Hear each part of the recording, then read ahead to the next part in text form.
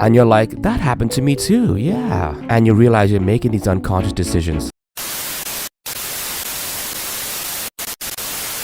Hello my fellow toasties. People are wild these days. It seems that every year it gets worse, so we're getting into people's confessions, with everybody getting into some shady... Alright, let's get into these Reddit stories.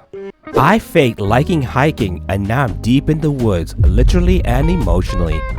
I've been pretending to love hiking for years and now I'm in way too deep. It started as a lie to impress a guy, and now I'm halfway to become Bear Grylls against my will. So, a few years ago, I started dating this guy who was all about adventure and living life to the fullest. Reed, he had a Patagonia jacket and he had a Caribbean jacket for some reason. On our third date, he asked me if I liked hiking. I wanted him to like me, so I said, oh my gosh, I love hiking. Nature's my therapy. Huge mistake. We went on a hike that weekend. It was 6 hours long. My legs almost gave out halfway up the trail. I can't believe people actually do this for fun. And I got bitten by a spider that may or may not have been poisonous. But I smiled through the pain and said things like, wow, look at that view, while secretly trying not to cry. Now it's 3 years later, we're still dating, and I've become the hiking girl to all of his friends. People message me for trail recommendations. I've received gifts of hiking socks. I own a water bottle that says, take a hike, unironically. The worst part, I hate hiking, I hate bugs.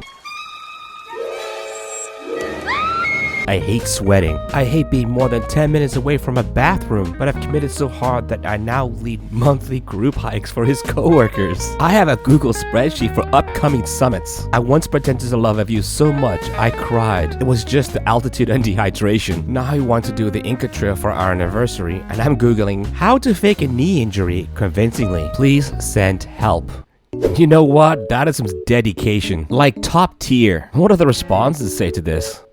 Find a new obsession and give hiking a slow fade. You need to take up the same amount of time though, so you can miss one activity in favor of the other. Say hiking's becoming boring and now you're into mountain climbing.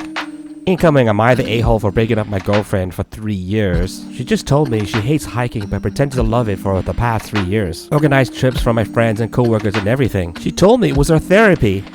Plantar fasciitis. Your doctor told you not to hike for 6 months.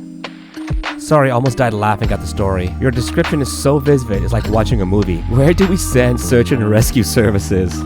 Like I said, that was complete dedication. I don't understand, why not just tell the truth? That you're not into hiking. It seems what you did was even more work. I bet you got real fit though. I would just tell him that, you know, you're not into hiking anymore and you found other interests. It's too bad though, I love hiking. Imagine hating something but yet you're so good at it.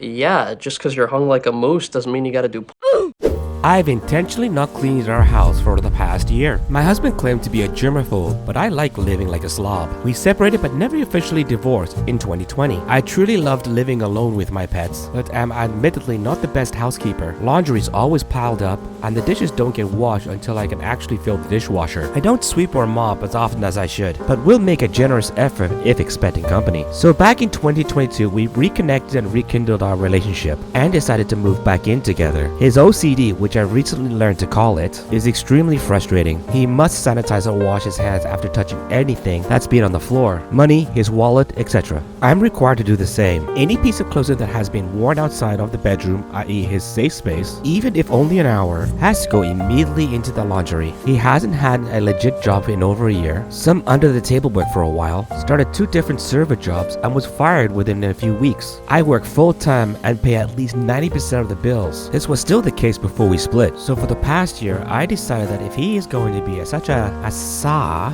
I'm not going to do the housework. Guys, our house is disgraceful and I would be mortified if anyone came to visit. The floor hasn't been cleaned in months. The garbage is overflowing before it gets taken out. Last week, got a notice in the mail about our unkept lawn. I cave in and clean the bathroom when it leaves skid marks on the toilet, or when the sink or shower starts looking gross, but I legitimately can't tell if he just doesn't notice these things, doesn't care, or he just knows that eventually I'll just take care of them so he won't have to. Let's see what the responses are. Girl, he ain't it. This sounds like passive weaponizing competence. Dude knows he's living in a shithole, but doesn't care to do anything about it because he knows you eventually will. I don't know, after a year, I doubt he expects you will clean. Sounds like the dude's mentally ill and has failed to adapt professionally or domestically, resulting in her being understandably frustrated. I'm not really sure there's a bad guy to be angry at here. His mental health isn't his fault, but it is his responsibility. Remember when you split from him and you were happier? Yeah, that was a good call. Do that again. Yeah, I don't think this is a really good relationship. I think she got it right the first time they split. Except for the notice on the grass being too tall. Yeah, I do think that's BS. Your property's your property, you pay taxes and a mortgage, so it's really no one's business. Yeah, and the claim that he had OCD, I'm not trying to downplay what he has, he may have OCD, but if he had, wouldn't he clean the toilets and the shower automatically? He wouldn't wait around for her to do it. Let me know what you think in the comments. I broke my left arm on purpose and it did the job. When I was 12, I broke my arm wrist intentionally by falling on the stairs at school. I had been really dizzy and having a lot of headaches, and I was fairly sure I needed glasses, but my mom wouldn't listen or take me to the eye doctor for some reason. I had broken my right wrist already, so I knew what it felt like, and I knew if it was more severely injured, they'd be forced to address the situation. I knew I needed to do it at school when there were cameras and witnesses, and no one could accuse my parents of anything sinister. So I waited for a day when I knew one of my teachers would let me leave class to go to a different floor. I threw myself upstairs, tore a bunch of cartilage in my elbow, shattered my growth plate in my wrist, and got an eye doctor appointment. I was already an injury-prone kid, ADHD spatial awareness for the win. This did not get massively better, unfortunately, Lamau, so no one questioned it. I hated my glasses, think aggressively unsexy librarian, but I needed them, and as much as I regret the lengths I went to, I'm glad I got them finally. This is sad and horrible. What are the responses to this? I'm really sorry how your mom failed you like that. No kid should feel the need to injure themselves just to be heard about their needs. I didn't have to go these lengths with my mom, but I had to make issues big and react or create a problem somehow. Think histrionics to get my mom to notice there was a problem or get help. Beat me in the a bit because I grew up with some historic behavior as a coping method. Curbed that real quick in my late 20s. But now I over-explain and justify and throw all the evidence and facts at someone immediately so they can't ignore me or make excuses. They have to listen. I effing hate it. Thanks, Mom. Neglect doesn't always look like it does in the movies. Holy sh! You've enlightened the F out of me. I've been very vocal about when I'm not feeling well my whole life, but I never really gave it much thought as to why. Now I'm realizing that I had to do that excessively to maybe be heard and taken care of. I almost died when I was 9 or 10 from mononucleosis because no one would take me to the doctor. It was so bad they thought I had leukemia first. My head is spinning. Thank you so much for your comment. I severely needed to read it. It's been a while since revelation like that smacked me in the face. One step closer to healing old junk. Yeah. Wow. I think one of the comments that said, neglect doesn't always look like it does in the movies.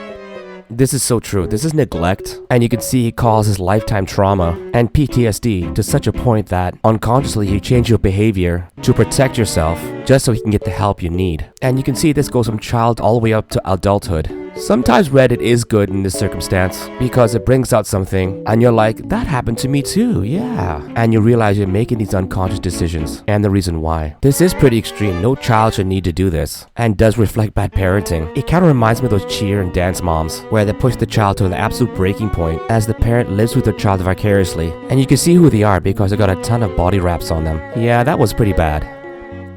I carry pumpkin seeds in my pocket and plant them everywhere I go. I've been doing this for 20 years. There is no reason that I do this other than I find it funny. I hear whispers, I don't know how a pumpkin grew here. Lol. I never run out of seeds. I got pumpkin patches across the country. Till next time, lend a hand, leave a smile. Johnny Pumpkin Seed. Good old Johnny Pumpkin Seed, planting all those pumpkin trees. Wait.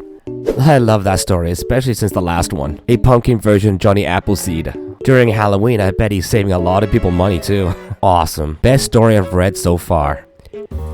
He is having fun avoiding parental responsibilities, but there is no child. A guy I was dating intentionally tried to get me pregnant when we were together. He ghosted and I never heard from him again. I lied and told him he got me pregnant, and he blocked me. I managed to reach out to him and told him I gave birth, and he hung up on me. There is no child. He unblocks me every couple of months to taunt me about being left with his child, but there is no child, Lamau. It's just funny to watch how much joy he gets out of thinking he created a child and disappeared. Almost like it's a kink for him. I don't even plan to tell him there is no child, lol. I'm just going to let him enjoy his feelings like he did something. For those calling me crazy, I do have borderline personality disorder, so it's playtime. Let's see what the comments say. You are truly unhinged, but I'm cracking up at the thought of him having an emotional breakthrough in like 20 years and going on a search for his non-existent child. Oh, in 18 years' time, please pay an actor to ring his doorbell with a suitcase and an official paternity test request. Make the actor film everything and let chaos ensue.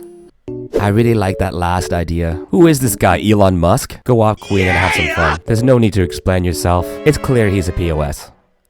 I give customers more food as a McDonald's employee. That's pretty much it. I make sure customers get their money's worth. I make the McFlurries full and a good amount of sauce. I make sure the fries are always full as possible. And sometimes I give the sauce away for free. I once put about 14 nuggets in a 9-piece box. I genuinely don't care anymore. I think the job is fun and stuff, but it's taken way too seriously. They haven't taught me how to work the grill or how to make burgers yet. But to be honest, that's for their own safety at this point.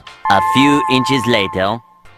Edit lol. I didn't think this would blow up. Thank you for your kind comments and gifts and stories. I'm from Europe, so that might be why it's a 9-piece and not a 10-piece.